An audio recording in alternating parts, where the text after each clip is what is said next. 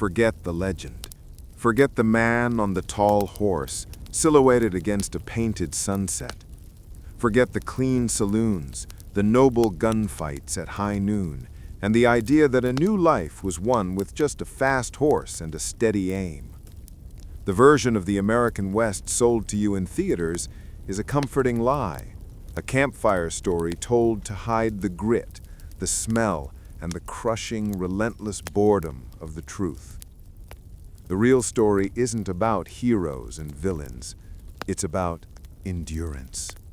It's a story of dust, thirst, disease, and a silence so profound it could break a mind. Our journey begins not with a gunshot, but with a sound. It is the year 1873, and the sound is the single, unending wooden shriek of an axle that has not known grease for 300 miles. You are not a cowboy. You are not a gunslinger. You are a farmer from Ohio, and you have sold everything you own. Your 15 acres of muddy land, your 2 good milk cows, your parents' furniture, for a dream. That dream was printed on a colorful poster back in St. Louis. It promised land for the taking. It promised green valleys, clean water, and a sky so big you could get lost in it. The poster, you now realize, was a very good piece of fiction. The reality is this: your world is now 10 feet long and 4 feet wide. This is the interior of your Conestoga wagon. But you do not call it that. You call it the wagon, or perhaps just this damn thing. Hollywood shows these as prairie schooners, vast mobile homes rolling across the grass. Yours is a cramped wooden box, overloaded with the essential, heartbreaking remnants of your old life. There is the iron plow, the sacks of flour, cornmeal, and salt pork. There is a barrel of water, already tasting of algae and tin. There is the heavy oak chest your grandmother brought from Germany, and the small wooden box containing your 2 good dresses and your husband's 1 suit. And there is your 3-year-old daughter, sleeping on a pile of quilts, her face pale with a low, persistent fever. You are not riding. You are walking. Nobody rides in the wagon. The posters didn't tell you that. The oxen, bony, exhausted, and tormented by black flies, can barely pull the weight of your possessions. To add the weight of a human body is to invite disaster. So you walk. You have been walking for 6 weeks, ever since you left the muddy banks of the Missouri River. Your boots, which were the most expensive things you owned, now have a hole in the left sole, stuffed with a piece of canvas that does nothing to keep the pebbles out. Your world is 2 colors. It is the pale, bleached blue of the sky and the endless, suffocating brown of the Nebraska prairie. There are no trees. There has not been a tree for a week. There is only the grass and the dust. The dust is your constant companion. It is not soft, gentle dust. It is a fine, alkaline powder that stings your eyes, coats your throat, and grinds between your teeth, no matter how tightly you tie your bonnet. You taste it in your breakfast of cold corn pone and bitter coffee. You feel it in your hair when you try to sleep. It is the first thing you smell in the morning, and the last thing you taste at night. Your wagon is one of 50. This is the wagon train. It is not a bustling community of cheerful pioneers. It is a slow-moving, silent procession of exhaustion. The only sounds are the creaking of the wheels, the lowing of the oxen, and the occasional sharp crack of a bullwhip. You don't circle the wagons at night to fight off attackers. That is another myth. You circle them to create a makeshift corral for the livestock, to keep them from wandering off into the darkness. The real enemy out here is not the Sioux warrior you've been taught to fear. The real enemy is your own axle, which is seconds away from splitting in 2. The real enemy is the Platte River. You've been following it for days. It looks placid, a mile wide and only 2 feet deep, but its bottom is not solid. It is quicksand.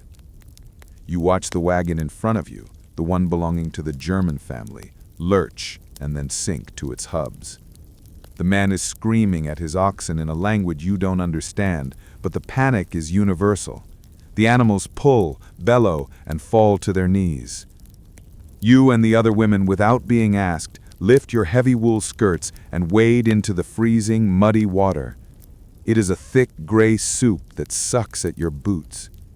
You put your shoulder to the heavy wheel and push. You push until your muscles burn and you taste blood in your mouth. The wagon lurches free. No one says thank you. There is no energy for gratitude. There is only the next wagon, and the next. This is your morning. Your afternoon will be spent gathering buffalo chips, dried dung because it is the only fuel available to cook your meager dinner. The greatest fear on this trail, however, is not the river or the broken wheel. It is the cough. 2 nights ago, your daughter's fever spiked. Now she is listless. You give her water, but she cannot keep it down. The trail guide, a man who was really just a failed trapper from Illinois, glances at her and shakes his head. He says one word: cholera. The Blue Death. It comes from the water you've been drinking from the same river that a wagon train 5 miles ahead of you used as a latrine. You know how this works. You saw it happen to the Miller family last week. It starts with a fever, then come the cramps, then the vomiting and diarrhea so violent and relentless that the body empties itself of all life. There is no doctor. There is no medicine save for the bottle of laudanum, a mixture of opium and alcohol you keep for toothaches. You give your daughter a few drops. It does nothing. You sit in the back of the wagon, holding her, singing a song you barely remember. You are still moving. The train does not stop.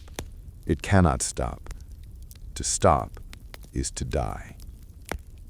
By sunrise, her small body is still. You do not have time for a funeral. Your husband carves her name into a small wooden board, a piece of the crate that held your dishes. You find a place by the side of the trail, a shallow grave in the hard-baked earth. You mark it with a pile of rocks, hoping it will be enough to keep the wolves away. You know it won't be.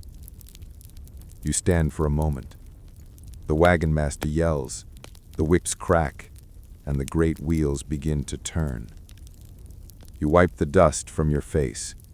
You turn your back on the small pile of rocks, and you walk. You are 400 miles into your 2,000-mile journey.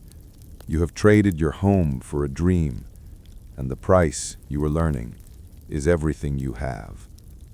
The mountains are still waiting, and winter is coming. The days that follow the burial are a blur of gray. The grief is a dull, heavy stone in your stomach, a coldness that the prairie sun cannot touch.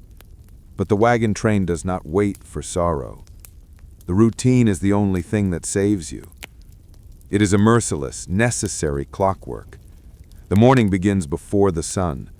You are woken not by a gentle light, but by a gunshot from the wagon master or the harsh call of a bugle. It is 4 a.m. The air is cold, the dew so heavy on the grass that your one wool blanket is soaked and stiff. Your first task is the fire. You climb from the wagon, your joints aching, and fumble for the buffalo chips you gathered the night before. The chips are dry, light, and almost odorless. They burn with a low, smoky heat, not the bright flame of the oak wood you miss from back home. Over this fire, you boil water for coffee. The coffee is bitter and weak, more brown water than a real drink, but it is hot, and it is the only comfort you will have all day. While you cook, your husband's job is the oxen. He and the other men vanish into the gray darkness of the corral. their voices low and cursing. The oxen are the engine of this journey, and they are its weakest link. They are not smart like horses. They are stubborn, prone to bloating from the wrong grass, and their cloven hooves split and crack on the hard earth. Your husband has to check each hoof, coax the heavy wooden yoke over their necks, and chain them to the wagon tongue. It is a 2-hour battle every single morning. Breakfast is the same as yesterday, and the same as tomorrow. You mix flour, a pinch of salt, and some baking soda with water, and you fry the thick batter in the same cast iron skillet you used for the salt pork last night. The bread is a heavy, greasy biscuit that sits in your stomach, but it is fuel. You eat it standing up, your eyes on the horizon, watching for the signal. By 7 a.m., the wagon master shouts the order, "Wagons, ho!" The great column unwinds. The whips crack, a sound like gunfire in the quiet air. The wheels begin their long, agonizing shriek. You fall into your place beside the left front wheel, your husband walking on the other side. And you walk. You walk through the morning, your bonnet pulled low, your eyes on the ground. You watch for rattlesnakes. You watch for prairie dog holes that could snap an ox's leg. You do not talk. There is nothing to say. Your husband is a silhouette on the other side of the wagon, a man you have known for 10 years, who is now a stranger in a landscape of dust. You are walking through what will one day be western Nebraska. The land is changing. The flat green prairie of the Platte Valley is hardening. The grass is shorter, more brown than green. The ground is baked and cracked. And the land is rising. You do not notice it at first, but you feel it in your calves, a new, persistent ache. You feel it in your lungs, a thinness to the air that leaves you breathless. The sun feels hotter, more violent, and the wind never, ever stops. It is a dry, scouring wind that steals the moisture from your skin, cracking your lips and hands until they bleed. The water, which you still get from the river, is low and warm. It is a milky, brown liquid filled with what the men call wogglies, the tiny wriggling larvae of insects. You strain it through a piece of cheesecloth, but the taste remains. The taste of mud, of animal waste, of the cholera that you know is still moving with you, a silent passenger in the wagon train. Then, one afternoon, you see it. It appears on the horizon like a hallucination, a single, impossible spike of stone rising from the flat earth. It looks like a thumb or a broken chimney. It is Chimney Rock. You have read about it in the guidebooks. It is a milestone. It is the first proof that you are not lost, that you are not simply walking in circles until you die. As you get closer, you see it is covered in names. Names carved into the soft stone by those who passed before. John Smith, 1852. The Miller family, 1868. You pass it slowly. You watch it for hours until it is a silhouette behind you, a tombstone for the first third of your journey. You do not carve your name. You have no knife, and you have no energy. You just walk. A few days later, you see them. They are not the screaming, painted demons from the dime novels. They appear as you are forming the circle for the night. 5 men on horseback, sitting on a bluff half a mile away. They are Pawnee, or perhaps Lakota. They are just watching. A cold fear, different from the dread of disease, runs through the camp. The women pull their children into the wagons. The men check their rifles, the old heavy percussion caps they bought in St. Louis. But the men on the bluff do not move. They are not a war party. They are a statement, a reminder that this land, which you see as empty, is not. It is their home. The next morning, they are gone. But the following day, a small group approaches the train, their hands raised, palms forward. They want to trade. The wagon master halts the train, an uneasy, tense truce in the middle of the prairie. The guide, who speaks a few words of their tongue, negotiates. They are not interested in your money. They are not interested in your iron tools. They want sugar. They want coffee. And they want tobacco. You look at your meager, precious supply of coffee, the last bag you have. You look at your husband. He nods. And you trade the coffee and a pound of sugar for 3 things. A pair of beautifully stitched moccasins, which you will use to line your own broken boots, and a large, fresh haunch of buffalo meat. That night, for the first time in 2 months, you do not eat the salty, rancid pork. You roast the dark, rich meat over the buffalo chips.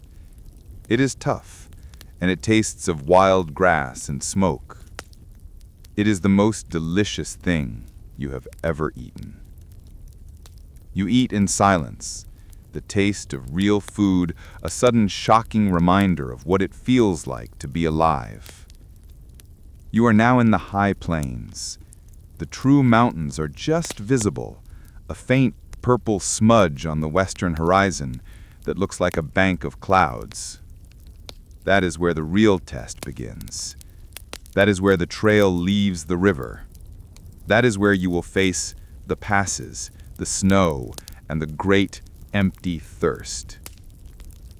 You have left the Platte River behind. For weeks, that muddy, shallow ribbon of water was your guide. It was your source of life. It was your clock, your map, and your great brown comfort. Now the trail has turned southwest, away from the water, and you are entering the true high desert. The world is now made of 3 things: dust, sagebrush, and sky. The grass is gone, replaced by a gray-green carpet of tough, bitter-smelling sage. The plant is useless. The oxen will not eat it. It is too woody to burn for fuel.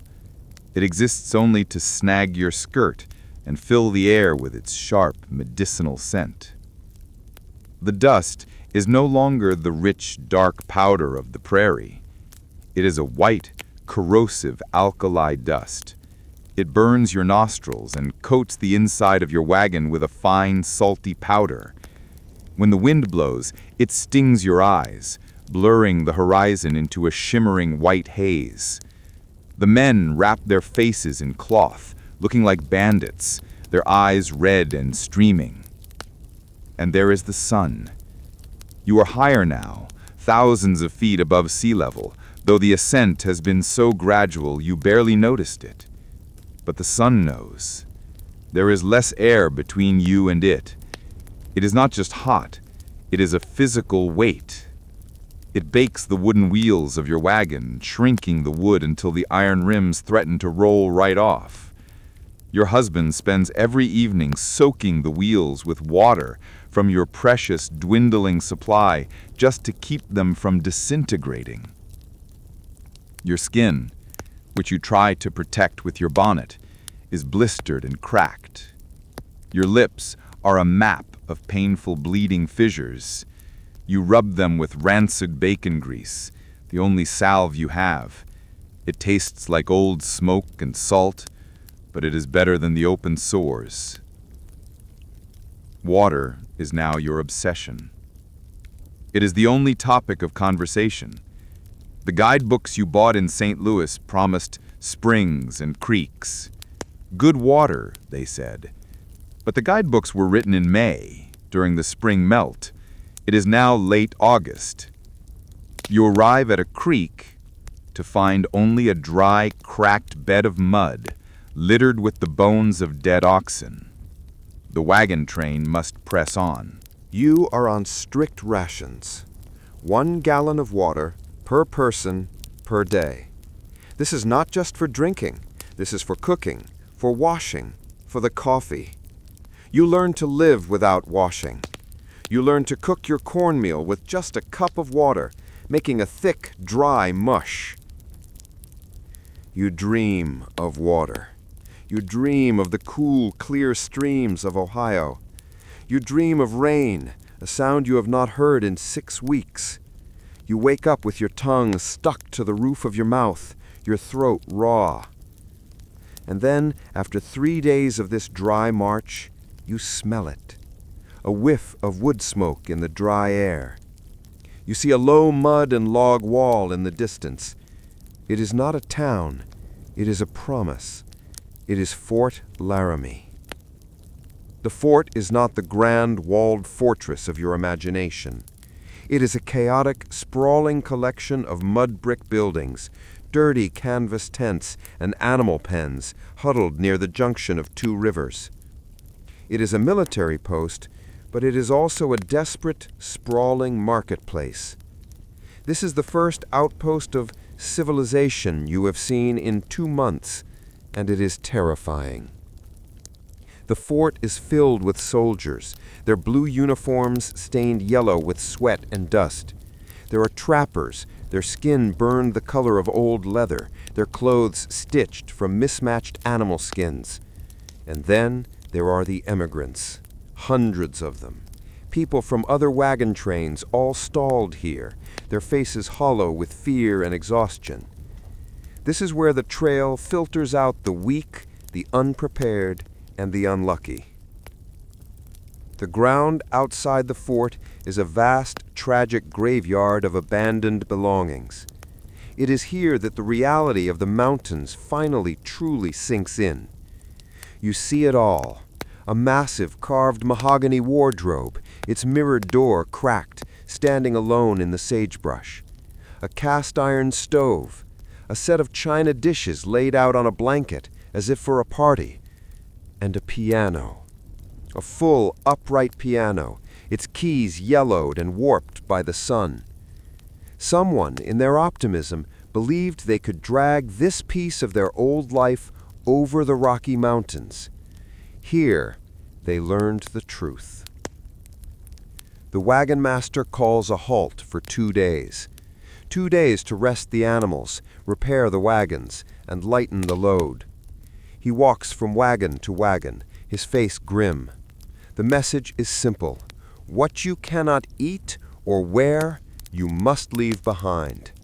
The oxen cannot pull this weight over the passes. You and your husband stand before your wagon. You have already lost your daughter. What is left to lose? You look at the heavy oak chest your grandmother brought from Germany. It is packed with the things that, back in Ohio, seemed essential. Your wedding dress, a set of silver candlesticks, a leather-bound Bible with your family's names written in it, your husband's grandfather's walking stick. It is the last piece of your past. It is heavy, solid wood. It weighs 300 pounds. Your husband does not need to say anything. He just looks at the bony, skeletal frame of your last surviving oxen.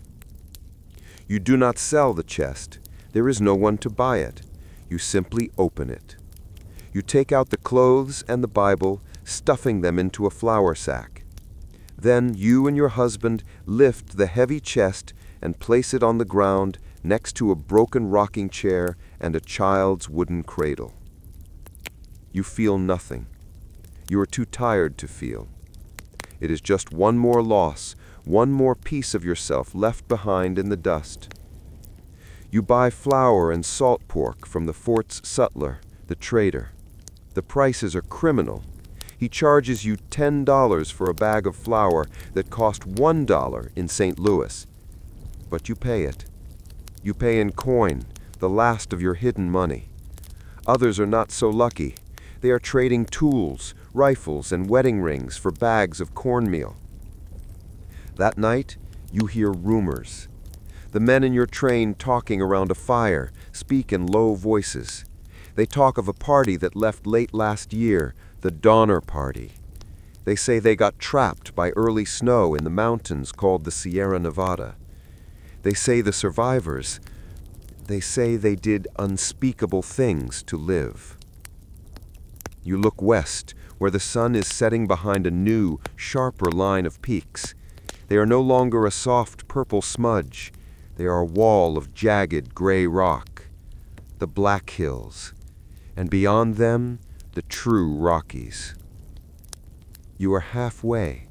The journey has taken 4 months. But the hardest part, the part that will break you or make you, is still to come.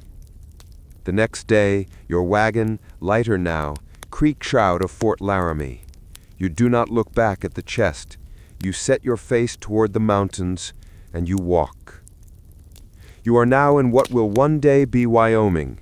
The word is meaningless to you. You call this land the Long Climb. The trail has narrowed.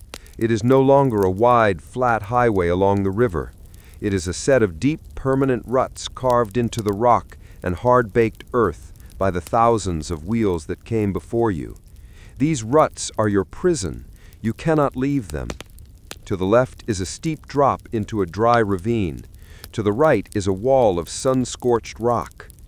The air is thin and sharp. You find yourself short of breath even when you're just walking. Your husband complains of a blinding headache that never leaves. At night you wake up gasping, a sudden cold panic in your chest. The altitude is a slow, invisible poison, draining your strength, dulling your mind. The oxen are suffering. Their breath comes in short, ragged bursts. Their ribs are stark beneath their hides. They stop every 100 yards, lowering their great heads, refusing to pull. This is where your husband's bullwhip, which before was used mostly for sound, becomes a tool of brutal necessity. He must lash the animals to move them. You hate the sound, the sharp crack and the low, pained bellow. You hate the man your husband is becoming, his face a mask of grime and frustration. But you know this is survival. If the oxen stop, you stop, and to stop here is to be buried here. The climb is agonizing. At a particularly steep grade, the men unhitch the teams. They double-team the wagons, one by one. 10 oxen are hitched to a single wagon, and all the men and the women put their shoulders to the back of the cart. You push, your feet slipping on the loose gravel, your lungs burning, until you feel the iron-rimmed wheel inches from your face. The wagon crests the ridge, and the process begins again. It takes an entire day to move the train 1 mile. But the climb is not the worst part.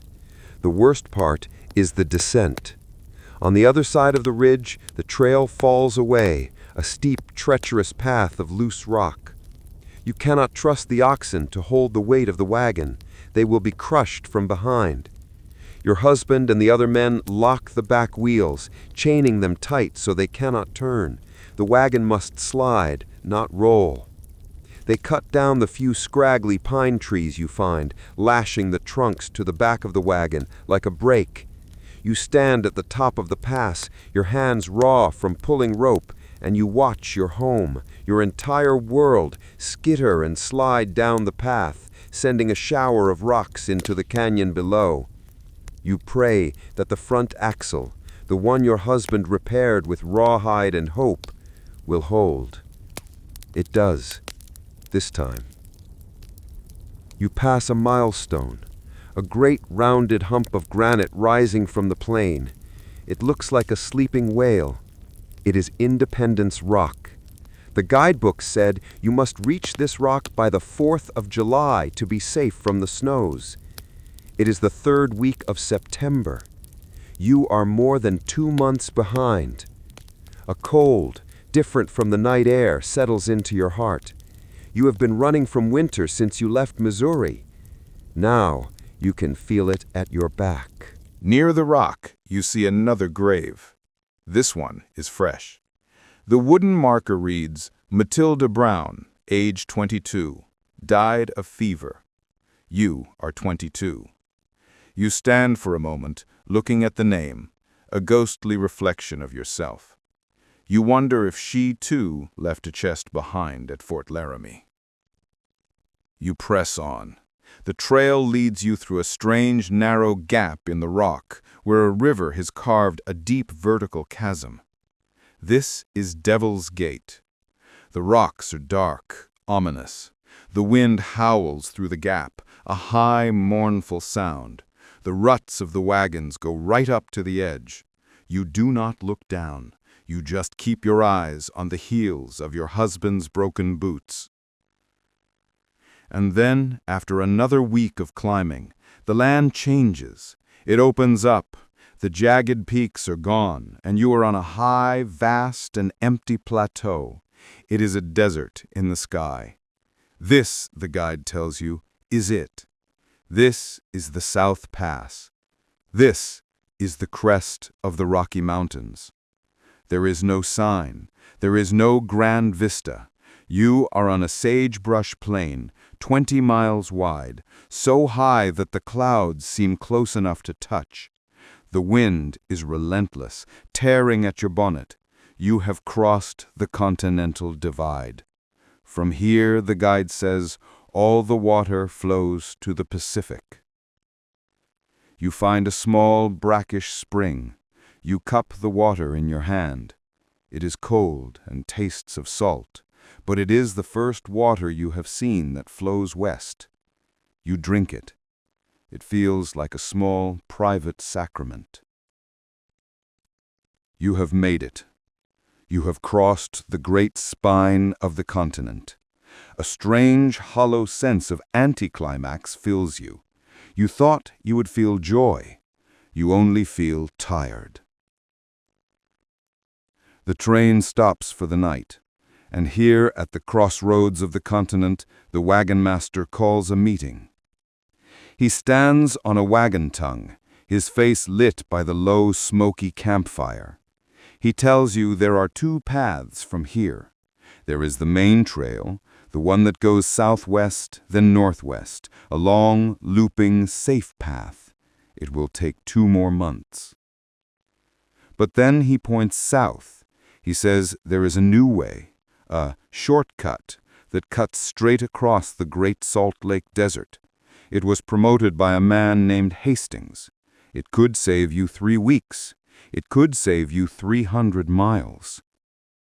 3 weeks. You look at the thin, ragged outlines of your remaining oxen.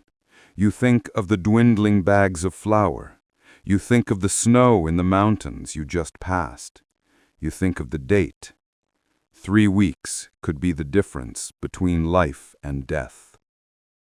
A man from the back of the train, a man named Jakob, speaks up. He is impatient. He wants to take the shortcut. He says the main trail is for cowards. Then your husband speaks. His voice is low and cracked with dust. He points to the grave you saw 2 days ago. He talks about the piano at Fort Laramie. He talks about the rumors of the Donner Party. They took a shortcut, he says. A silence falls over the camp. The only sound is the wind whistling through the wagon wheels. The wagon master looks at Jakob. Then he looks at your husband. He nods slowly. We stay the trail. That night you lie in your wagon, listening to the sound of arguing. In the morning you wake to see that the train has split. Jakob and 4 other wagons are gone.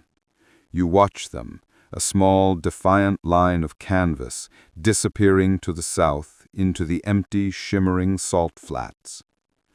You will never see them again. You turn your own wagon northwest. You have crossed the mountains, but now you must face the desert. You have chosen the main trail, but main does not mean easy. The guide, to save time, has directed you onto a path known as the Sublette Cutoff. It is a gamble. It promises to slice 50 miles off the journey to the Snake River, but it does so by crossing a high, waterless desert. 50 miles. The wagon master gives the order. You will rest for 1 full day at the last good spring. You are to prepare. Preparation is a quiet, desperate ritual.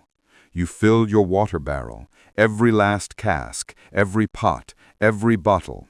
You soak old rags and stuff them into the cracks of the barrels, praying they won't leak. You cook. You bake all the flour you can spare into hard, dry biscuits that will not spoil and do not require water to prepare. You watch your husband fill his own canteen.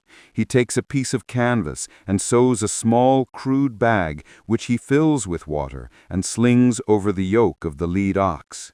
It is a tiny, pathetic offering, but it is all you have. The train moves out in the late afternoon. The plan is not to travel by day. The plan is to travel through the cool of the night, to spare the animals and yourselves from the sun. As the sun dips below the horizon, it does not set in a blaze of glory. It sinks into the white dust, turning the sky a pale, sickly yellow, then a deep, cold purple. The desert floor, covered in pale gray sage and alkali salt, seems to glow in the twilight. You walk. This is a different kind of walking. There is an urgency now, a frantic forward motion. You do not stop. You do not rest. The wagon master rides up and down the line on his horse, his voice hoarse. Keep moving. Do not stop. Keep moving. The moon rises. It is nearly full, and it casts a ghostly silver light over the landscape. Your wagon and the wagons in front of you are black shapes moving through a sea of white dust. The dust is fine as flour. It rises in great choking clouds that hang in the still night air. You tie a kerchief over your nose and mouth. It is damp with your own breath in minutes, and then caked with a crust of mud. The only sound is the rhythmic creak thud of the wheels and the low, pained groans of the oxen. They smell the water you are carrying. They try to stop, to turn their great heads toward the wagon. Your husband, his face a grim shadow, must use the whip. He does not yell. He just cracks it, the sound sharp and lonely in the vast silence. You walk. Your feet, protected only by the thin leather of your boots and the moccasins you got from the Pawnee, are numb. You are not walking on earth. You are walking on a crust of baking soda over rocks sharp as broken glass. By 3 a.m., the cold has sunk into your bones. It is a deep, penetrating cold that makes your teeth chatter, but you are not thinking about the cold. You are thinking about your canteen. You unhook it from your belt. The water is warm and tastes of tin. You do not drink. You just swish a single precious mouthful, wetting your tongue and your cracked lips, and then you force yourself to swallow. It is agony to stop. You see a wagon stop ahead of you. It's the Peterson family. One of their oxen has fallen. It is not getting up. The man, a big, bearded farmer you shared coffee with 2 weeks ago, is standing over it with his rifle in his hand. You hear a single, flat crack. You do not look back. You just pull your shawl tighter and walk faster past the dark shape on the side of the trail. The sun rises. It is a horror. The light reveals a landscape from a nightmare. You are in a vast white bowl of nothing. There are no hills, no trees, no grass, just the endless shimmering expanse of salt and sage. The sun is not a friend. It is an executioner. The heat builds, not in minutes, but in seconds. The pale ground reflects the light, blinding you. Your head throbs. The dust is now a hot, suffocating blanket. Your lead ox stumbles. Your husband catches it, hauling on the yoke. The animal's eyes are wide, white-rimmed, its tongue swollen and black. Your husband unslings the small canvas water bag and pours the last of it into his hand, pushing it into the animal's mouth. The ox barely seems to notice. You are walking in a trance. You are no longer a person. You are a pair of feet, moving forward. You begin to see things. You see a lake shimmering blue just off the trail. You see a tall green oak tree. You know they are not real. You know this is the mirage, the desert's cruel joke. You just lower your head and focus on the wheel rut in front of you. You have now been walking for over 20 hours. You have no more water in your canteen. Your tongue is a dry, swollen piece of wood in your mouth. You have stopped sweating. Your skin is hot and tight. And then, your husband stops. He holds up his hand. You listen. There is nothing.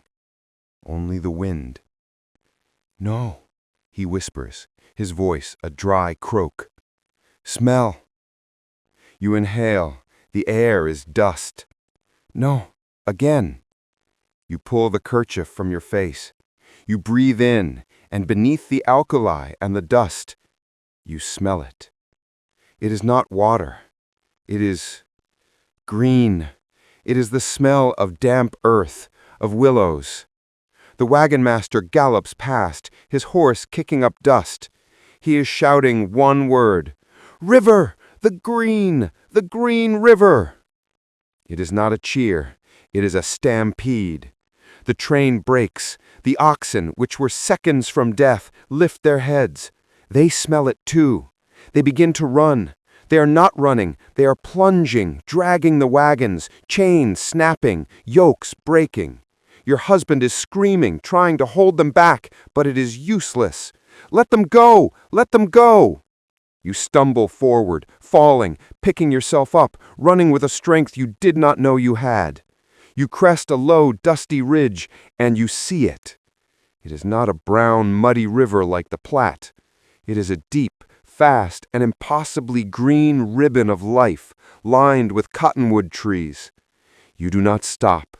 You, your husband, the animals, you all plunge into the water together. The cold is a shock, a pain that is so intense it is pleasure. You fall to your knees in the shallows and scoop the water into your mouth, not caring that it is full of silt, not caring that the oxen are upstream. It is cold. It is life. You drink until your stomach cramps and you are sick, and then you drink again.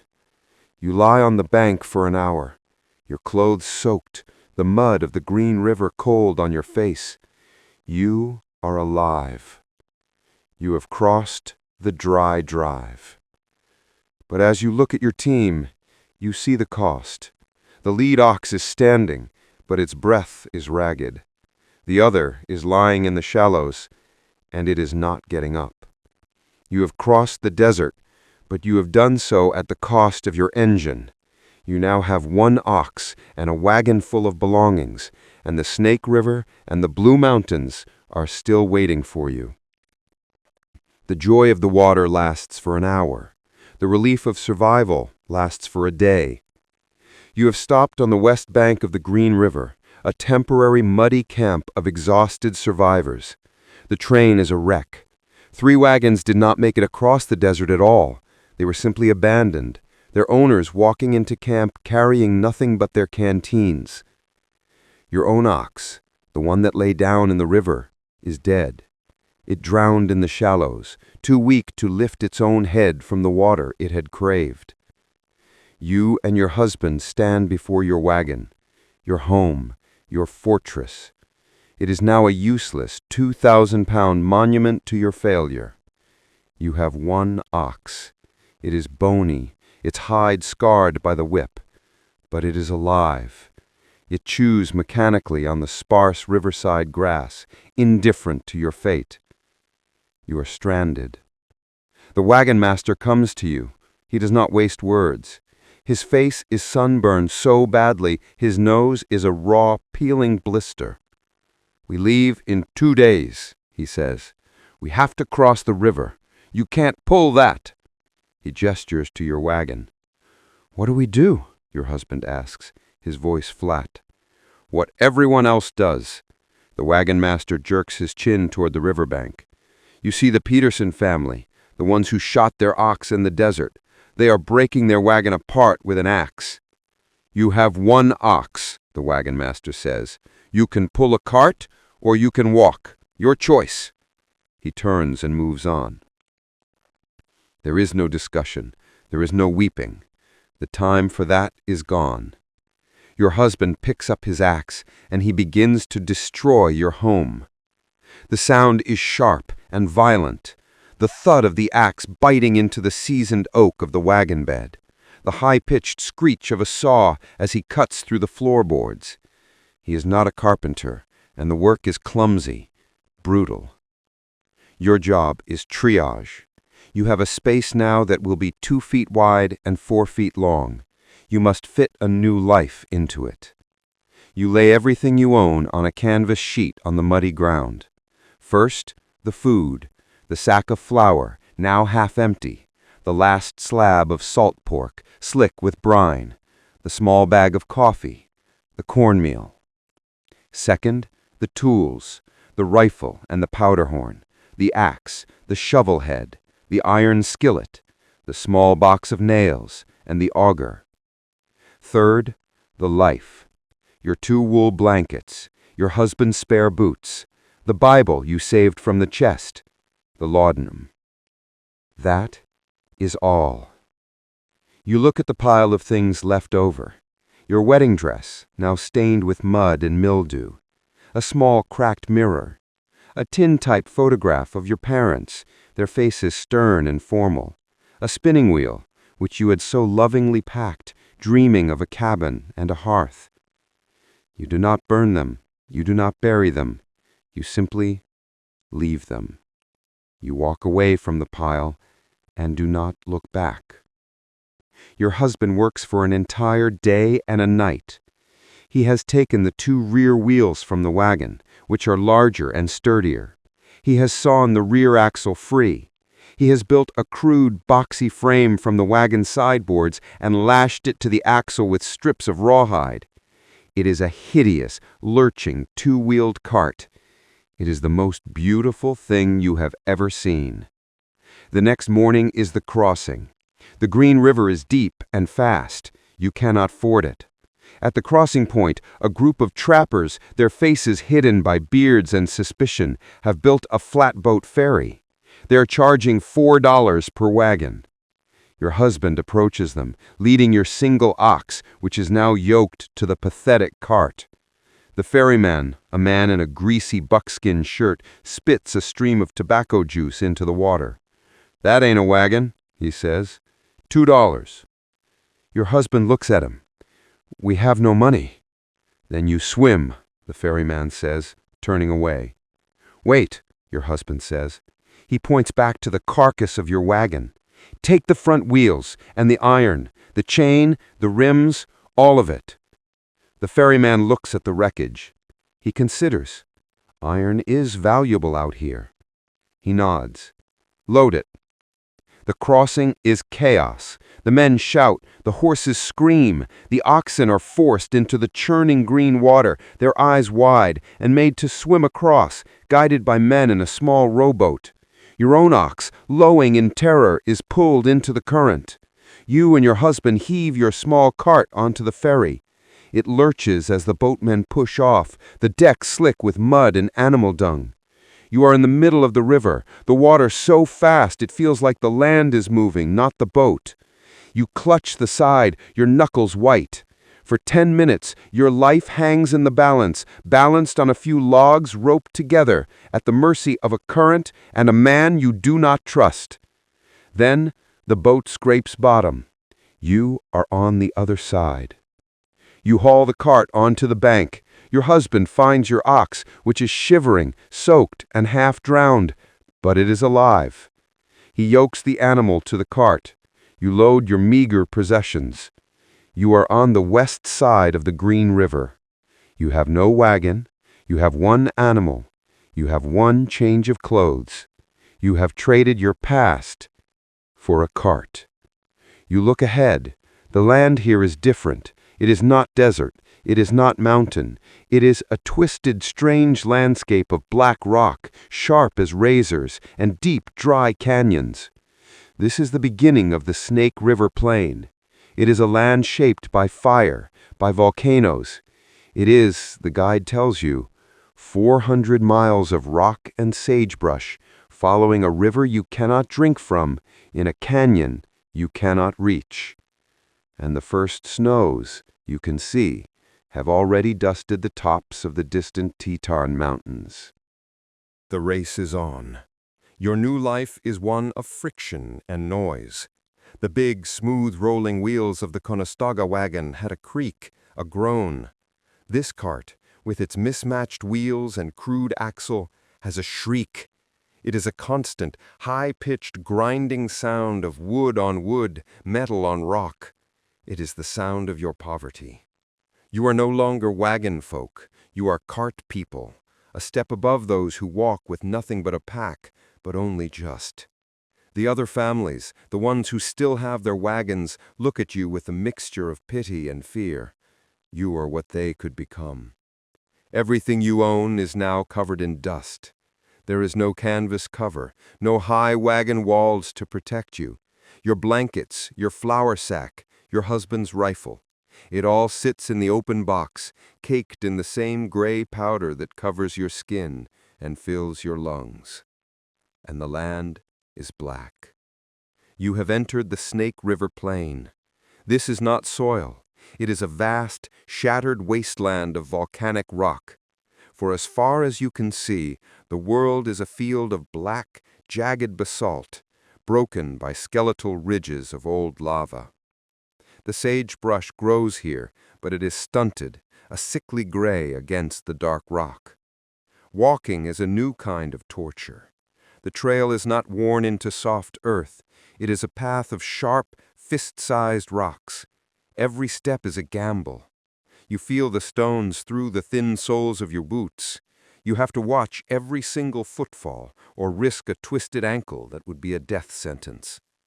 But your pain is nothing compared to the ox. The animal, your last engine, is failing. Its hooves, designed for the soft mud of an Ohio pasture, are splitting and cracking on the volcanic glass. It leaves small bloody footprints on the black rock. Your husband wraps the hooves in pieces of canvas and rawhide, a desperate, clumsy shoeing that wears out in less than a day. The animal pulls, but its head is low, and a shudder runs through its body with every step. And then you see the river. You have been walking toward it for days, the Snake. It is not the muddy, lazy Platte, or the vibrant, living green. It is a monster. You stand on the rim of a canyon, a sheer, 1,000-foot drop of black rock, and you look at the water below. It is a churning, white and green torrent, impossibly fast, impossibly powerful. It is the river of thirst. You can see it, you can hear its distant mocking roar, but you cannot reach it. The trail does not go to the river. It runs along the high, dry, scorching rim of the canyon. Water is now found only at agonizing intervals. Every 10, sometimes 20 miles, a small side stream has carved a break in the canyon wall, a treacherous, steep path down to the water. These stops are not a relief. They are a new kind of work. The wagon master calls a halt. The animals smelling the water low with a desperate, painful sound, but they cannot go down. The path is barely wide enough for a human. It is your job. You and the other women, your wooden yokes across your shoulders, the heavy tin buckets in your hands, you begin the descent. It is not a walk, it is a climb. Sliding on loose gravel, clinging to sagebrush roots, your skirt tearing on the sharp rocks. It takes you an hour to reach the bottom. The water is cold and clear. You plunge your head into the stream, the shock of it making you gasp. You drink until you feel sick, then you fill the 2 heavy buckets. Now you must climb out. The buckets, full, weigh 50 pounds each. You heave them up, the wooden yoke cutting into your shoulders. You climb, 10 steps at a time. Your arms are on fire. Your lungs burn. Your legs shake so badly you have to stop every few minutes, leaning against the canyon wall, the heavy buckets pulling you down. You slip, and a splash of the precious water is lost, a dark stain on the hot rock. You nearly weep. It takes 2 hours to get back to the top. You give the water to your husband. He gives half of the first bucket to the ox, which drinks it in a few desperate gulps. The rest is for you. This is your water for the next 24 hours. You are always thirsty, but you are also starving. The salt pork is gone. The flour is a thin layer at the bottom of the sack. You are now living on what you can find. Your husband walks ahead of the train, his rifle ready. He comes back with 2 stringy rabbits and a sage grouse. You roast them over a sagebrush fire. The meat is dark, tough, and tastes like the bitter plants it eats, but it is meat. One evening, you're making your camp. You are so tired you stumble. The cart, which your husband has carefully balanced, tips. The wheel strikes a sharp outcropping of lava. You hear a sound, a dry, splintering crack. Your husband freezes. He walks to the wheel. It is not broken, but a long, deep fissure has opened in one of the spokes. It will not hold your weight for another day. You have no more wood. You have nothing. Your husband stands in the twilight looking at the broken wheel. You watch him. He looks like an old man. His beard is matted with dust, his eyes sunken. He looks at you. He looks at the cart. Then he looks at the meager pile of your belongings. He picks up the leather-bound Bible. He opens it, takes out the single page with your family's names on it, and folds it, putting it in his pocket. He then takes his knife and begins to cut the thick leather cover from the book. He cuts it into long, wet strips of rawhide. He spends the entire night by the light of a single candle, reinforcing the broken wheel. He winds the wet leather strips around the splintered spoke, lashing it to the others, tighter and tighter, until his hands are bloody and the strips are gone. He coats the repair in pine pitch he has been saving. In the morning, the leather has dried. It is hard as iron. The wagon master looks at the repair. He nods once. It'll hold, if God is willing. You load the cart. You do not mention the Bible. It was a book. This is your life. The train moves on. You are colder now. The wind from the north, blowing off the mountains you see in the distance, the Blue Mountains, has the bite of ice in it. You pull your one remaining blanket around your shoulders as you walk. You are a ragged, desperate army crawling across a landscape of black stone, held together by flour, rabbits, and the leather of a holy book. You are almost out of time. The wheel holds. The rawhide, baked hard by the dry air and coated in pitch, is a rigid, ugly scar on the spoke, but it holds. The cart continues its high, grinding shriek, a sound that has become the soundtrack to your life. You have been on the lava plain for 3 weeks. It is no longer a plain. The land has begun to break, to fold itself into steep, rolling hills and sharp, dry canyons. You are climbing again, always climbing, toward the distant, hazy line of the Blue Mountains. And it is cold. It is not the sharp, clear cold of a Nebraska morning. It is a damp, penetrating cold that seeps through the wool of your shawl and into your bones. It lives in your hands, which are cracked and blue. It lives in your feet, which are perpetually numb. One morning you wake, and the world is white. It is not a deep snow. It is a thin, sugary dusting, a skiff that covers the black rock and the gray sagebrush. It is the first snow of the season, and it is a death warrant. The wagon master does not need to say anything. The pace of the train, already desperate, becomes frantic. The whips crack with a new, sharp anger. No one speaks. The only sound is the grinding of wheels and the coughing of the men. The cold has brought sickness, a dry, hacking cough that starts in one wagon and spreads to the next. At night, the camp is a chorus of choked, painful breathing. You cover your mouth with your shawl, praying. You have survived cholera. You will not be killed by a simple cough. Your food is gone. The last of the rabbits were hunted days ago. The animals, like you, are hunkering down for the winter. Your husband, his rifle loaded, walks for miles from the train and returns with nothing. You have eaten the last of your flour, scraping the sack clean, mixing the dusty remnants with snow to make a thin, cold gruel. You are now living on the remnants. You boil your old coffee grounds for the third time to make a brown, bitter water that is at least hot. Your husband, his face gaunt, takes the axe and hacks at the tough, woody sagebrush roots. You boil these for hours, creating a vile, medicinal-tasting broth that knots your stomach but quiets the worst of the hunger pangs. Your ox is dying. The bloody prints on the rock have stopped because its hooves are now worn down almost to the bone. It stumbles with every step. The repair on its hooves is long gone, and the canvas strips have been used to patch your husband's boots. It is pulling on pure, stubborn animal will. It can no longer feel the whip. It only feels the yoke, a weight it has carried for 2,000 miles. Then you reach the river. Again. It is the Snake, but it is wider here, and the canyon walls have fallen away. The guide says you must cross here, at a place called 3 Island Crossing. It is a wide, treacherous ford where the massive river is split by 3 gravel bars. The wagon master rides his horse into the current.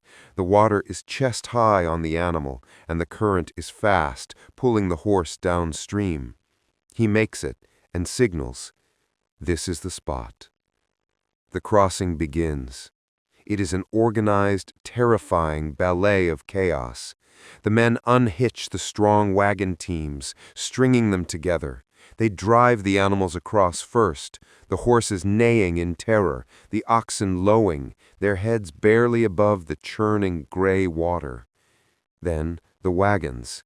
They chain 2, 3 teams of oxen to each wagon, and the men swim beside them, shouting, pushing, keeping the wagons from tipping in the current. You and your husband stand on the bank with your cart. You have 1 ox. The wagon master looks at your cart.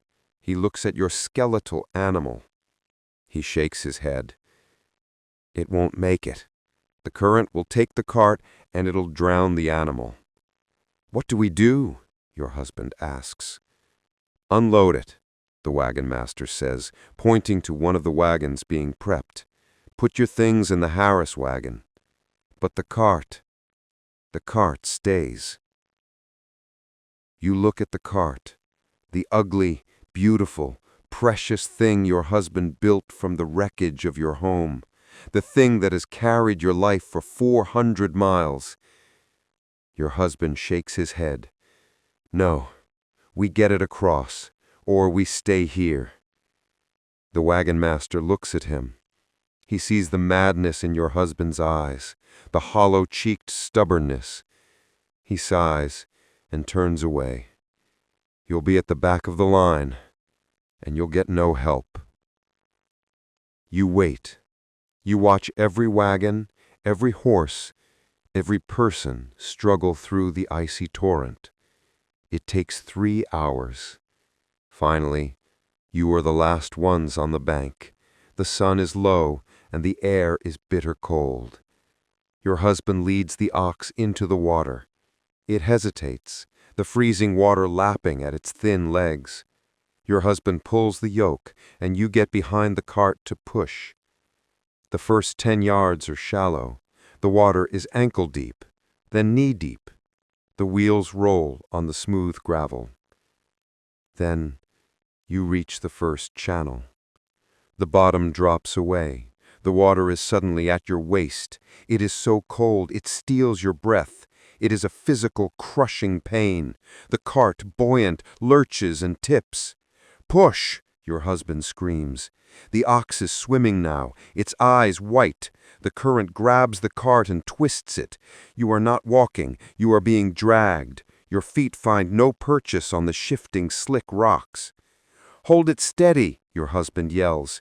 He is at the ox's head, holding the yoke, trying to keep the animal's head above the water, his own face contorted with the effort. You are behind the cart, your arms submerged to the elbows, your hands numb, pushing with all your weight. The water is at your chest. You can feel the cart lifting, threatening to flip. Your last sack of flour, your blankets. You make it to the first island, a thin strip of gravel. You collapse, gasping, your wet wool clothes weighing you down like armor. You cannot rest. The cold will kill you. "Again," your husband says. You plunge back into the second channel.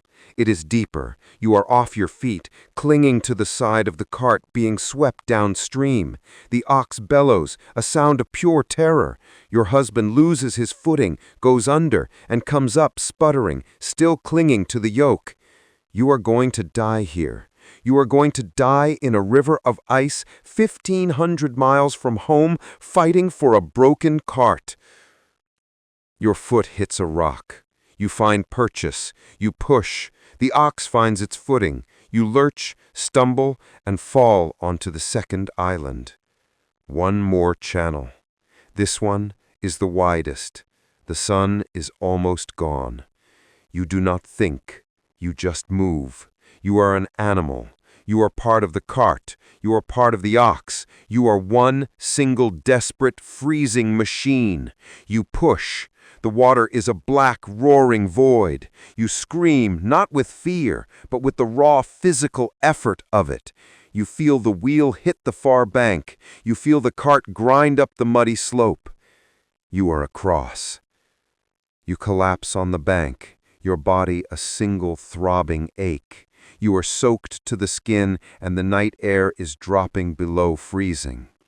Your husband is already unyoking the ox. The animal sinks to its knees. It does not try to get up. You have crossed the Snake River, but the Blue Mountains are ahead of you, their peaks now a solid, terrifying white. You have no dry blankets, you have no fire, and your last animal has just given up. The cold is a physical thing, a fist that closes around your heart. Your dress, soaked from the river, is beginning to freeze solid. It stiffens against your skin, a brittle, icy armor. You are shaking so violently that you cannot stand. Your husband is not moving. He is staring at the ox. The animal is on its side, its legs splayed, its great bony ribcage heaving. Its breath is a white plume in the twilight. It is not dying quickly. It is freezing, just as you are. "We have to," you say. Your voice is not a voice. It is a dry clatter of teeth. "We have to move. The fires." You can see them. A quarter mile ahead, on the high bank, the main train has circled. Their campfires are small yellow stars in the deep, freezing purple of the dusk. They are warmth. They are life. Your husband turns. He looks at the ox. He looks at you, a shivering, half-frozen creature. He walks to the animal. He does not try to rouse it. He simply unbuckles the heavy leather traces from the yoke. He unfastens the last strap. The yoke falls, a heavy wooden crescent, onto the muddy gravel. He touches the animal's head, just once, a brief, rough caress on its bony forehead. "Come," he says. He grabs the wooden tongue of the cart. You stumble to the back, your hands so numb you cannot feel the wood. You push. He pulls. The cart lurches. The wheels, caked in mud and ice, refuse to turn. They scrape, they slide. It weighs almost nothing. A few blankets, a skillet, a sack. But it feels like a mountain. You pull it out of the river's mud, up the bank, onto the trail. You do not look back at the ox. It is already a dark shape in the gathering night, another sacrifice to the trail. The walk to the camp is the longest of your life. Every step is a new agony, the freezing wind cutting through your wet clothes, your feet numb stumps inside your boots. You stumble into the circle of firelight like ghosts. The other pioneers are there. They are huddled around their own fires, blankets draped over their shoulders, their faces grim. They are drying their own soaked belongings. The air smells of wet wool, wood smoke, and boiling coffee. They see you. They see your tiny cart. They see the empty traces. They know what it means. No one speaks. A woman, Mrs. Harris, the one whose wagon carried your supplies across the water, looks up. She gestures with her chin to a small open space by her fire. Here. It is not an invitation. It is a command. You do not need to be told twice. You drop the cart. You stumble to the fire, holding your hands out to the weak, sputtering flames. The heat is a pain, a sudden agonizing prickle of 1,000 needles as your skin comes back to life. "Get them off," Mrs. Harris says. She is looking at your clothes. You are beyond modesty. You are beyond shame. In the flickering public light of the campfire, surrounded by strangers, you strip off your freezing dress, your petticoats, your shift, until you are standing in nothing but your own raw, chapped skin, shivering violently. Mrs. Harris throws you a blanket. It is heavy, dry, and smells of old smoke and horses. You wrap it around yourself. It is the most profound luxury you have ever known. Your husband does the same, his back to the fire, a dark skeletal figure wrapped in wool. Someone hands you a tin cup of coffee. It is scalding hot, black and bitter. You drink it so fast it burns your throat, but the liquid fire that spreads through your chest is the first warmth you have felt in hours. You sit. You stare at the flames. You do not sleep. You just sit, your body shaking in great, racking spasms, listening to the wind howl and the sound of men coughing in the darkness. You have survived the river. Morning comes. The ground is rigid with frost. The water in the buckets is a solid sheet of ice. Your husband is already awake. He is not trying to warm himself.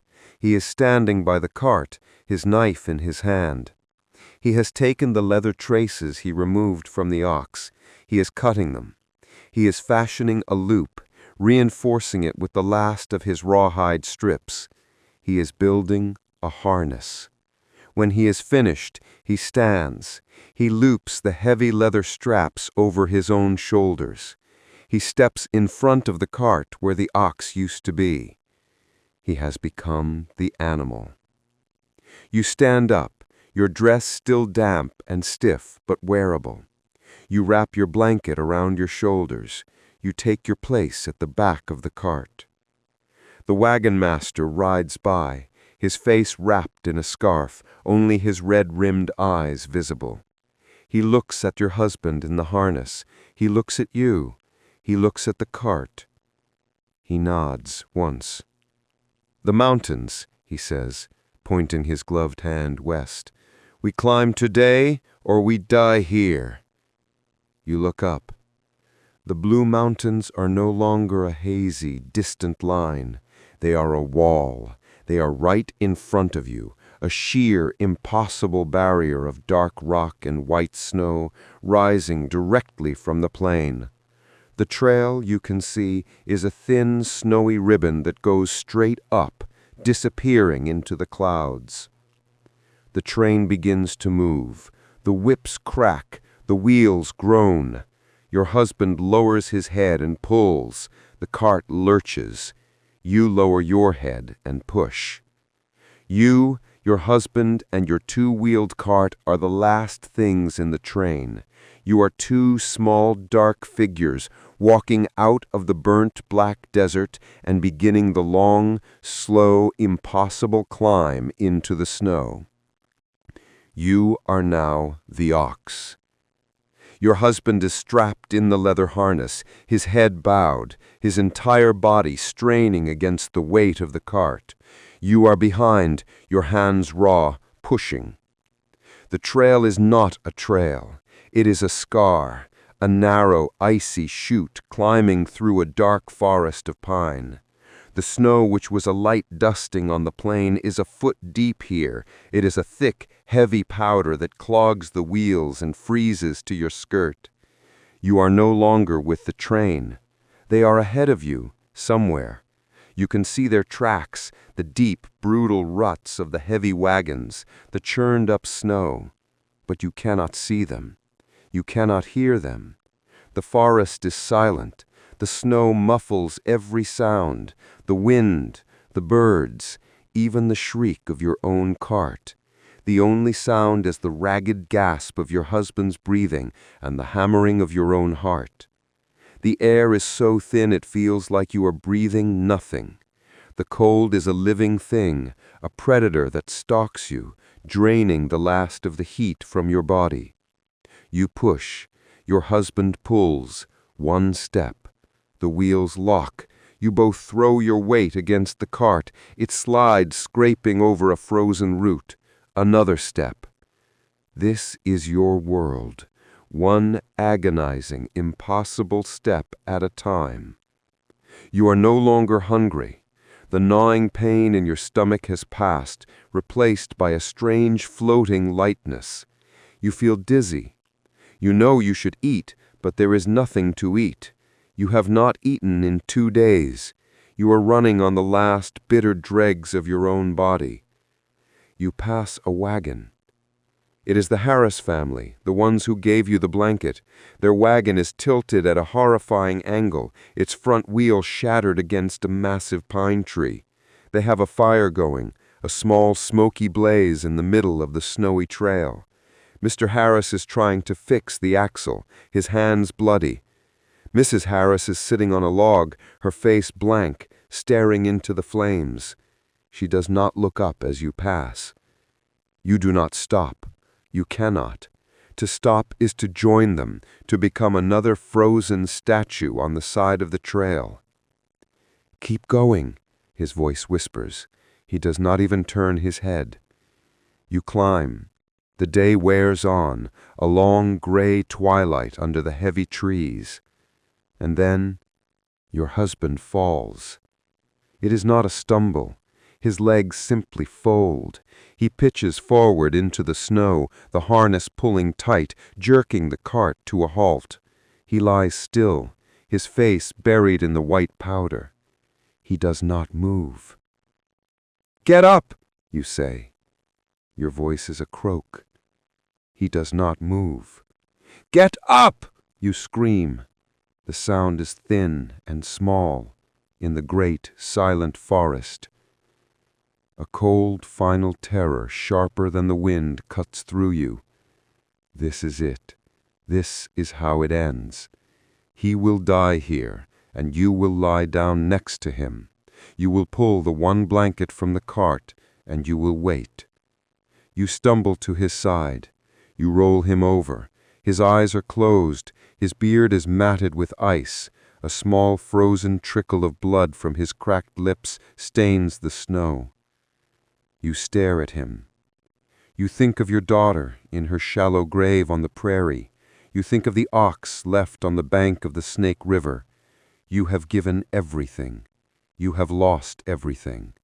A rage as cold and bright as the ice fills you. No, you are not asking. You are commanding. You slap his face. Your hand is numb, and it feels like you are hitting a piece of wood. No, not here. His eyes flicker. He groans.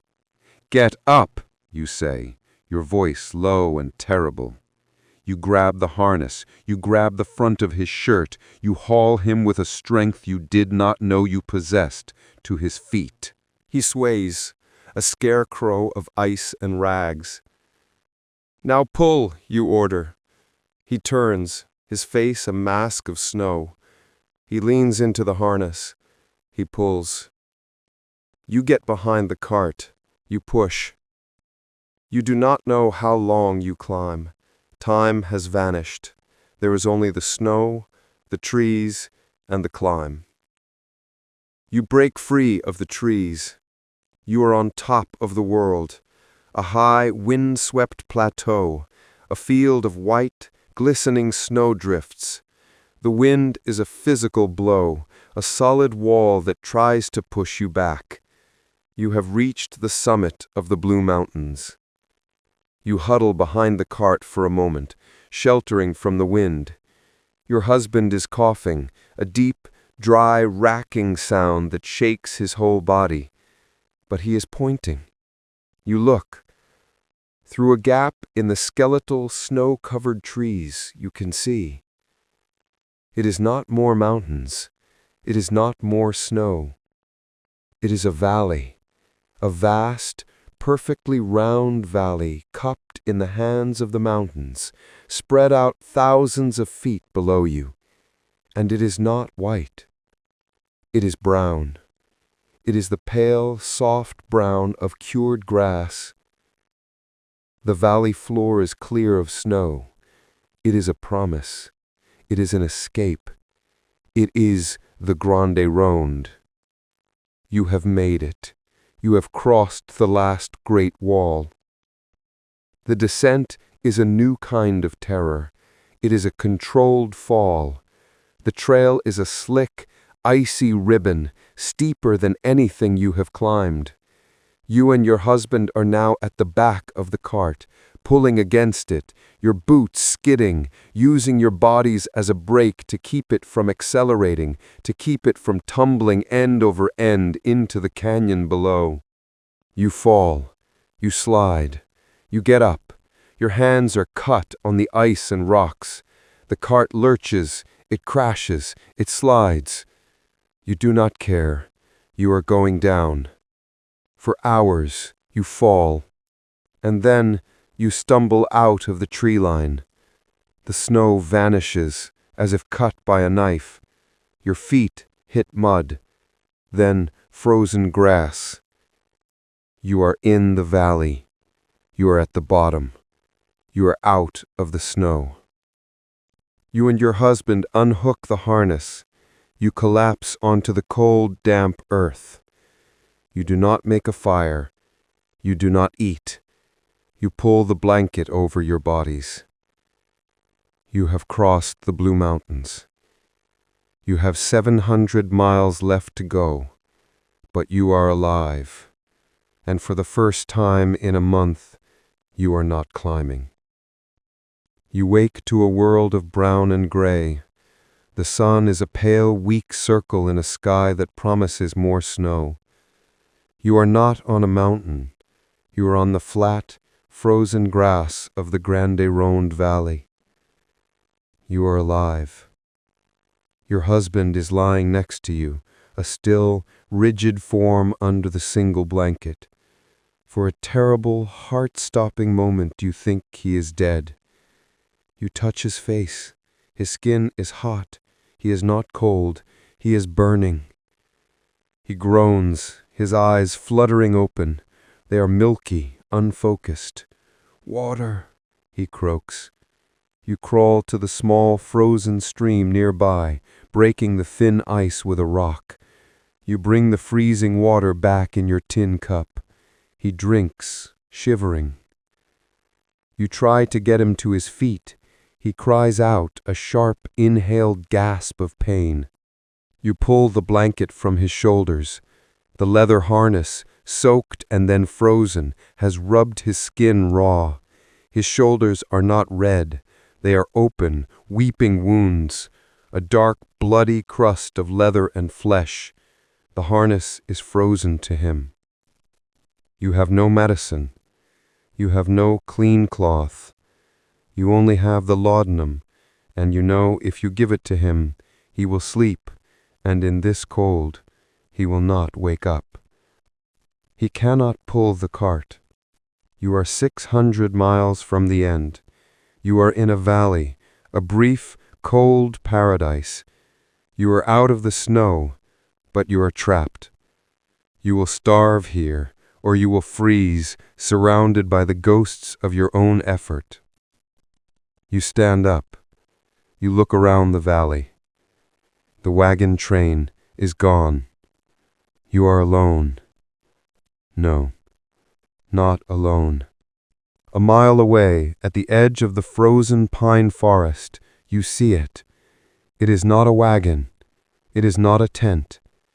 It is a long, low lodge made of skins and mats, and from a hole in the roof, a thin, blue-gray plume of smoke is rising.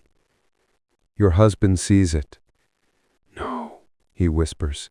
"The stories, they'll—" He doesn't have the strength to finish. You have heard the stories, stories of attacks, of massacres, of scalping. But those are stories from 1,000 miles ago. You are not the same person you were then. That person was afraid of rumors. You are a person who has buried a child, who has dismantled a home, who has crossed a river of ice. You are a person who has nothing left to lose. "Stay," you command, though you know he cannot move. You leave the cart. You leave your husband. You take nothing. You just walk. You walk across the frozen, crackling grass. It takes you half an hour. Your heart is not pounding with fear. It is slow, heavy, and cold, like a stone in your chest. You stop 20 yards from the lodge. It is a camp of Nez Perce. You see 2 women, their faces weathered, sitting by an open fire. Not the blazing, desperate fire you make, but a small, efficient one. They are weaving baskets from river reeds. An old man is smoking, his eyes closed. They have seen you. They do not move. They do not seem surprised. They just watch you. A single, ragged white woman, standing alone in their valley. You do not know their language. You do not know their customs. You only know the universal language of desperation. You point to your mouth, then you rub your stomach. "Food," you whisper, the word absurd. One of the women, the younger one, looks at you. Her face is flat, impossible to read. She gets up, goes into the lodge, and comes back with a piece of dark, oily bread. She hands it to you. It is not bread. It is made from roots, pounded into a flat, dense cake. You put it in your mouth.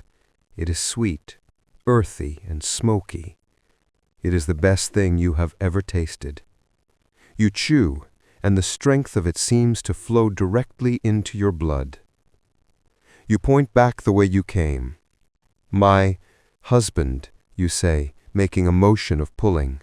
"Sick." The old man opens his eyes. He speaks, his voice a low rattle. The woman nods. She points to your feet, to your frozen, broken boots. Then she points to the lodge. She is telling you to wait.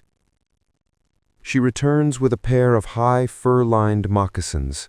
They are worn, but they are whole. And she has something else, a large, dark red slab of meat, glistening with fat. It is smoked salmon, and she has a small leather pouch of the root flour. You have nothing. You hold out your empty hands. "I have nothing." The woman looks at you. She does not look angry. She looks tired. She has seen this before. She has seen 100 broken, starving people wash up on the shore of her valley. She points again, back to your camp. She is asking what you have. You think. The cart, the blanket, the skillet, the rifle. You nod. You point to the food, you point to the moccasins, and then you mime holding a rifle. The old man's eyes open. He looks at you, a new sharp interest. He nods, slowly. You walk back to your camp. Your husband is delirious, muttering. You show him the root cake. He cannot chew. You soak it in ice water from the cup and give him the soft mush, which he swallows. You pick up the rifle. It is your husband's. It is his last, most prized possession. Your only defense, your only way to hunt. You do not hesitate. You walk back to the lodge. You hand the rifle to the old man. He takes it. He examines the percussion cap, the iron barrel. He nods. He hands you the salmon, the pouch of flour, and the moccasins. It is a fair trade. You have traded your future for your present. But you are not done. You point to the salmon, then you point to your husband, then you make the pulling motion again. You cannot pull him. The old man looks at you. He speaks to the woman. She disappears. She returns not with food, but leading a horse. It is the saddest animal you have ever seen. It is old, its coat is patchy, its ribs are clear, and one of its eyes is clouded over. It is a creature, like you, on its last legs. The woman hands you the rope. You stand, holding the fish, the flour, the moccasins, and the rope to a half-blind horse. You have traded your last weapon for one meal, a pair of shoes, and a dying animal. You walk back to your camp. Your husband is awake, his fever-bright eyes watching you. He sees the horse. He sees the rifle is gone. He says nothing. He just nods. That night you do not pull. You have a fire. You have wrapped your husband's wounds in clean, wet rags. You have put the new moccasins on your feet. The fur is a soft, unimaginable warmth. You have the horse, which is now harnessed with the last of the ox's leather to the cart. And you have the salmon. You roast it over the fire on a stick. The smell is so rich, so beautiful, it makes you weep. You and your husband eat, the oily, smoky, life-giving flesh melting in your mouths. You eat, and for the first time in 6 months, you are not hungry. In the morning, your husband can stand. You load him into the cart. He is cargo now, like the skillet and the blanket. You take the horse's rope. You are no longer the ox. You are the driver. You lead the old horse and the screaming two-wheeled cart out of the Grande Ronde. You are heading for the Columbia River, the final barrier. You are a driver now, not a pusher. The rope is cold and stiff in your hands. Your new moccasins, a gift from the people of the valley, are the only warm part of your body. They are a miracle of fur and hide, and they silence your footsteps on the frozen ground. The cart shrieks behind you. The sound is the same, but the engine is different. The old horse plods. It is a slow, mechanical thud, thud, thud on the hard trail. It does not need to be whipped. It does not need to be coaxed. It only knows how to walk forward, and so it walks. Your husband is in the cart. He is a pile of rags and fever. You have propped him up against your last sack, which is now filled mostly with the dried root flour. He is delirious, muttering. He speaks of Ohio, of green fields, of a river he calls the Muskingum. He does not know you. You are his nurse. Every 2 hours you stop. You break the ice on a puddle with your heel. You mix a small handful of the root flour with the freezing water, making a thin, gray paste. You force it between his cracked black lips. You clean his wounds as best you can. The skin on his shoulders is dark, angry. The infection has a smell. It is sweet, and it is rotten. You know this smell. You smelled it on the wagon train just before the Miller family began to die. You are racing the infection. You are racing the winter. You are racing the slow, inevitable death of the old horse. The land after the Grande Ronde is a high, cold desert. The wind is the only thing that lives here. It is a constant, screaming, sideways wind that tears at your shawl and tries to push the high-wheeled cart over. It finds every gap in your clothing. It never, ever stops. For 2 days you are alone, you and your small, tragic parade, a half-blind horse, a screaming two-wheeled cart, a dying man, and a woman held together by a pair of borrowed shoes. Then, on the 3rd day, you see them. They are not a train, they are wreckage. It is the Harris family, the ones who had the broken axle in the mountains. Their wagon is moving. They have sawed it in half. It is now a cart, just like yours. Mr. Harris and his oldest son are in harnesses, pulling beside their one remaining ox. Mrs. Harris and the children are pushing from behind. You do not hail them. You just fall in beside them. You are now a convoy of 2. The next day, you find 2 more. A single man, walking, his belongings in a wheelbarrow, and a family of 4, all on foot, pulling a handcart. This is what is left of the great train, not a community, just a scattered line of refugees, all walking west, too tired to speak, too cold to feel. You are a funeral procession, and the only one not yet in the coffin is you. The trail begins to fall. You are not descending a mountain, you are falling off the edge of the continent. The trail, which was a high, windy plain, suddenly plunges. It is a steep, treacherous, dusty track of switchbacks dug into the side of a vast, brown canyon. The earth here is not rock, it is not soil. It is a fine volcanic dust, light as air, deep as snow. The dust is a new enemy. It rises in a cloud so thick you cannot see the horse in front of you. It is not like the prairie dust. It is a fine, choking powder that coats your throat and lungs. You cough, a dry, painful hack, and the descent is terrifying. You cannot let the horse pull. The cart will run it over. You and your husband, in his brief moments of lucidity, had rigged a new brake, a heavy log you now drag behind the cart, but it is not enough. You must get in front. You are the brake now. You and the old horse, your shoulders braced against the front of the cart, pushing backwards as gravity tries to pull you into the abyss. The wheels lock and the cart slides, a two-wheeled sled, through the deep, choking dust. You do this for 2 days. You slide, you fall, you choke. You live in a permanent brown cloud. And then, one afternoon, the wind shifts. It is a new wind. It is not the high, thin wind of the mountains.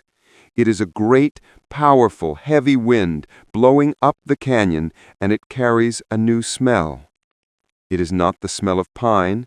It is not the smell of snow. It is the smell of water. Of vast, open, moving water. The dust parts. You stumble to a halt on a high, windy bluff, and you see it. It is not a river. It is an ocean. A vast, gray-green, churning expanse of water, a mile wide, cutting a gorge through the brown, treeless hills. The wind is so strong it is kicking up whitecaps. This is the Columbia, the great river of the West. You have made it. You have reached the final barrier. But there is no bridge. There is no ferry. You have reached the river, but you are hundreds of miles from the end of it. The trail, you see, does not cross it. It stops. You look down and you see a cluster of shacks, tents, and crude-looking boats. This is the new bottleneck. This is where the trail ends and the nightmare of the river begins. Your husband is coughing, a wet, rattling sound now. The infection is in his lungs. You have run out of land, and you have run out of time.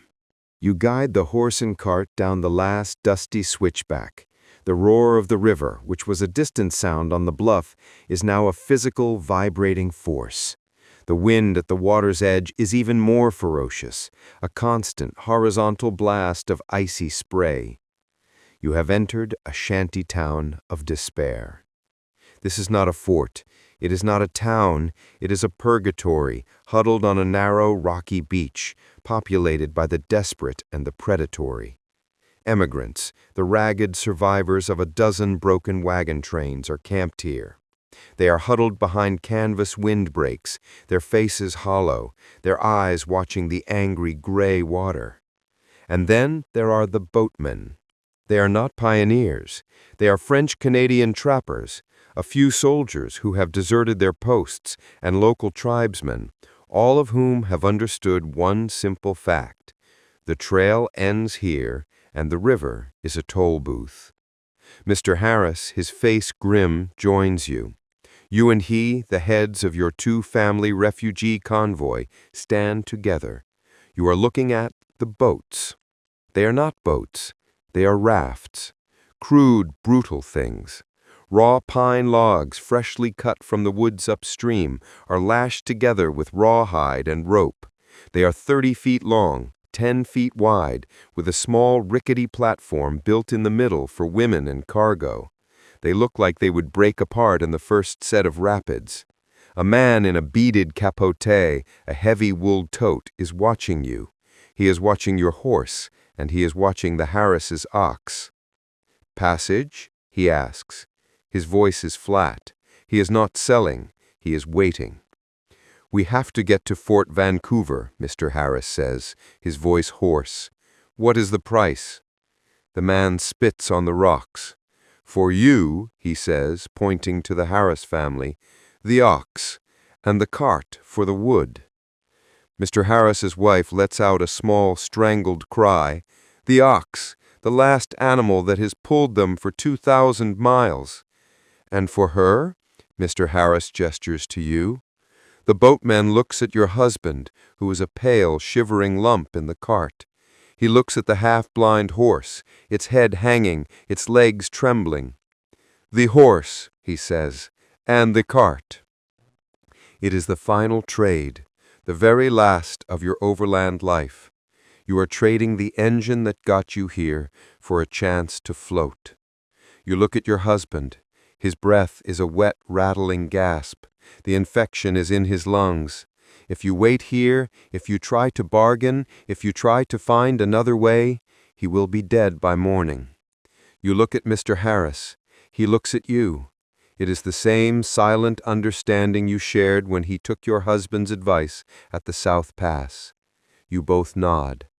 There is no ceremony. Mr. Harris leads his ox away. You unstrap the old horse from the harness your husband built. You pat its neck. The animal is too tired to even register the change. You just drop the rope, and one of the boatman's partners takes it. You and Mr. Harris lift your husband from the cart. He is lighter than you remember, a bundle of sticks and wet wool. You carry him to the raft. The logs are slick with ice and spray. You lay him on the small central platform, which is already piled with the Harris family's meager belongings. You cover him with your last blanket. You turn around. The boatman and his partner are already dismantling your cart, your beautiful, ugly, life-saving cart. They are breaking it apart with axes, tossing the wood onto a pile for their next fire. The wheel, the one your husband repaired with the Bible, is thrown onto the stack. You have nothing. You are not an emigrant. You are not a farmer. You are not a wife. You are just cargo. You step onto the raft. Mrs. Harris and her 2 small children are already there, huddled together, their backs to the wind. The men, Mr. Harris, his son, and the 2 boatmen, take up long poles. "Hey!" the boatmen shout. They push off from the shore. The current, impossibly strong, grabs the raft instantly. It is not a gentle float. It is an abduction.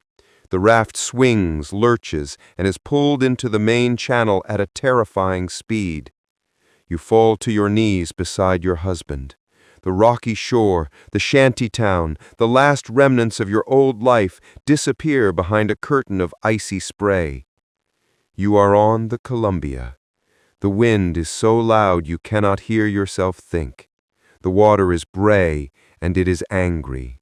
And your husband, beside you, has begun to cough, a deep, choking sound that brings up a fleck of dark blood. The raft is a living, bucking thing. It is not a boat. It is a collection of logs that have reluctantly agreed to float together, and the river is trying to tear them apart. You are moving at a speed that feels unnatural, faster than a man can run. The wind is a solid, shrieking wall blowing upstream, against the current. This creates a terrible, choppy, violent sea. The waves are not gentle swells, they are sharp, icy peaks of gray water that crash over the front of the raft, sweeping across the logs, soaking everything. You are never dry. You are huddled on the small raised platform, which puts you only 6 inches above the freezing water. You have pulled your husband's head into your lap. He is a dead weight, his body shaking with a deep internal ague. His skin is a pale, waxy yellow. The blanket is soaked through. It is useless. You look up. You are in a canyon of giants. The walls of the Columbia Gorge rise thousands of feet straight up from the water. They are black volcanic rock, draped with the dark dripping green of pines and moss. The sky is a narrow gray slit far above. It is a place of terrible, oppressive beauty. It feels like a tomb. The 2 boatmen are your masters. They do not steer. They fight. One stands at the front, one at the back, each with a massive 20-foot oar that they use as a sweep, a rudder, a pole. They do not speak. They shout. They are in a constant, roaring battle with the current, trying to keep the raft from being spun around or dashed against the black, jagged rocks that tear at the water's surface. Mrs. Harris is praying, her lips moving, her eyes shut tight, her arms wrapped around her 2 small children, who are silent, their faces blue with cold. Mr. Harris and his son are holding on to the ropes that lash the platform together, their knuckles white. You are just cold. The numbness that started in your feet in the Blue Mountains has spread. It is in your hands, your legs, your heart. You are a spectator at your own tragedy. Your husband's breathing is the only thing you focus on. It is a terrible, liquid sound, a drowning from the inside out. That night, you do not travel. The boatmen, with a skill that is terrifying, angle the raft toward the shore. They beach it on a narrow, black sand beach, barely 10 feet wide, at the base of a sheer, dripping cliff. There is no rest. The men build a fire from driftwood, a smoky, sputtering blaze that provides more light than heat. You are all instructed to get off the raft. The boatmen must check the lashings. You and Mr. Harris carry your husband onto the cold, wet sand. You huddle around the fire. The wind so strong it threatens to tear the flames away. You have nothing to cook. You chew on a piece of the dried root flour, which is now a damp, gritty paste. It tastes like dirt. You cannot sleep. You just sit, shivering, listening to the roar of the river, which is even louder in the dark. Your husband's eyes open. You lean down. His eyes are clear. The fever haze is gone. He sees you. He lifts a hand, his fingers so thin they look like birds' claws.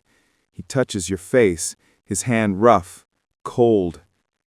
"Ohio," he whispers. His voice is not a croak. It is a clear, soft sound like you remember. You nod, the tears freezing on your face. Yes, it's green there. You, he says, his breath catching. You got here. We got here, you whisper. He smiles. It is just a flicker, a small twitch of his cracked lips. Good. His hand falls. His eyes close. The rattling breath stops. You sit, his head in your lap. The silence from his chest is as loud as the river. You do not cry. You do not move. You just sit there, holding the still, cooling body of the man who was your husband, the man who pulled the cart, the man who traded his past for a patch of dirt he would never see. Mr. Harris, seeing, puts a rough hand on your shoulder. He says nothing. There is nothing to say. In the gray, merciless light of morning, the boatmen are loading the raft. They look at your husband's body. They look at you. No, the lead boatman says. He is not being cruel. He is being practical. No dead, not on the raft. Mrs. Harris gasps. You look at the boatman. You are empty. What do I do? He points to the narrow, rocky beach littered with driftwood. He says, the river, or the rocks. You cannot. You will not. We will bury him, Mr. Harris says, his voice low. No time, the boatman says, coiling his rope. We go now. The rapids, they are bad. We go now. You look at the body of your husband. You look at the angry, gray river. You look at the dark, impassive face of the boatman. You make your last trade. You pull the wool blanket, your last blanket, the one Mrs. Harris gave you, off your husband's body. It is wet and heavy, but it is wool. It is valuable. You hold it out to the boatman. He looks at the blanket. He looks at you. He wants to go, but a dry blanket is a treasure. He sighs, an angry, frustrated sound. He nods. 1 hour. You and Mr. Harris do not have a shovel. You have your hands. You have the flat, sharp stones of the beach. You move to the base of the cliff, out of the tide line. You dig. You are not digging in earth. You are pulling away rocks, scraping at the cold, wet sand until you have a hole, a shallow, pathetic trench, barely a foot deep. You lay him in it. You do not say a prayer. Your mind is silent. You cover him with the rocks. You build a cairn, a pile of black stones to mark the place. It is a monument to 2,000 miles of effort. It is a grave with no name. You turn back to the raft. The boatman is waiting, his arms crossed. You step back onto the logs. You are lighter now. You have no husband. You have no blanket. You have nothing but the clothes on your back, the moccasins on your feet, and the cold, empty space in your lap. The raft pushes off. You do not look back at the pile of stones. You set your face west, toward the rain. You have not wept. You are past weeping. You are just cargo, moving with the current. The river, after your husband's burial, does not calm. It narrows. The gorge walls tighten, and the roar, which was a constant bass note, becomes a shrieking, deafening thunder. This is the Cascades, the most feared stretch of the Columbia. The river ceases to be water. It is a churning white chaos, a liquid avalanche falling over unseen rocks. The raft, caught in the chute, is tossed like a leaf. A wave, a solid wall of green, icy water, crashes over the platform, sweeping Mr. Harris's son from his feet. The father grabs him, hauling him back.